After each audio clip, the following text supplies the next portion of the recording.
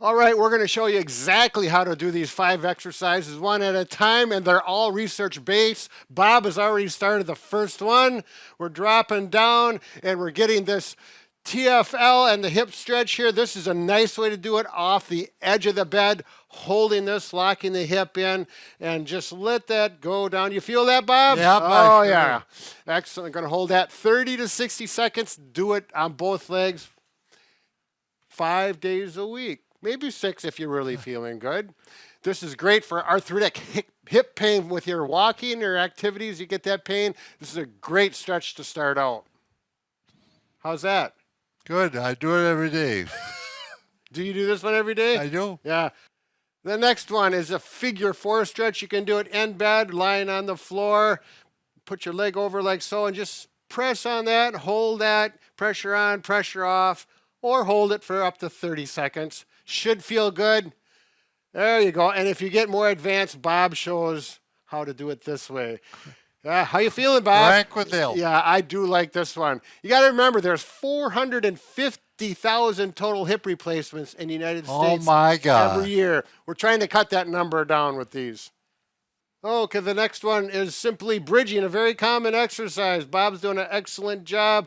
Feet here. You can do it on your bed or on the floor. And let's do 3 sets of 10 of these. Start out with 1 set of 10 and work it up as possible. I do want to mention that there was a study done with these exercises. If you do them, regularly up to 4 weeks, the average pain reduction in the hips was down 50%.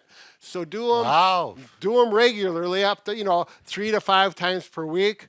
Oh, sorry, look at the wrong camera. Anyways, Bob, you're doing a nice job. Let's go to the next one.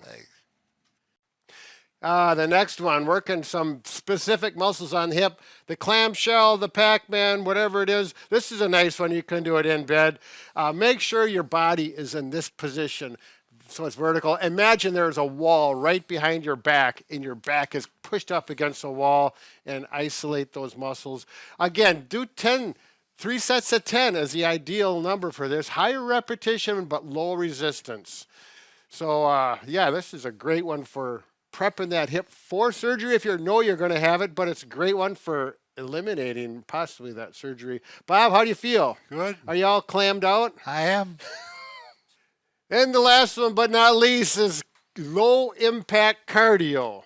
Good for the heart. Right, so it helps the heart, it helps the joints. You want to do this longer duration, anywhere from 10 minutes to 50 minutes. Some good options are, number 1, Stationary bike. stationary bike, an elliptical, as long as it doesn't bother the I was joints. expecting it. Next one, Pool. pool, yeah, get in that water if you like it or it's available. Next one, new step. New step, yeah, any seated machine that allows you to work the legs and the arms, get the heart rate up. Reciprocal. Yeah, exactly right. Enjoy that low impact cardio. So you're probably not going to go do aerobic exercises where you're jumping around a lot. Even running. Yeah, running probably not, unless your arthritis is not very bad and you love to do the sport. So once again, Bob, we can fix just about anything. Except for a broken heart. That's right. Yeah, then We'll try. these exercises might help. Those cardio ones are going to help a That's little. true. Yeah, absolutely. Be careful and have fun.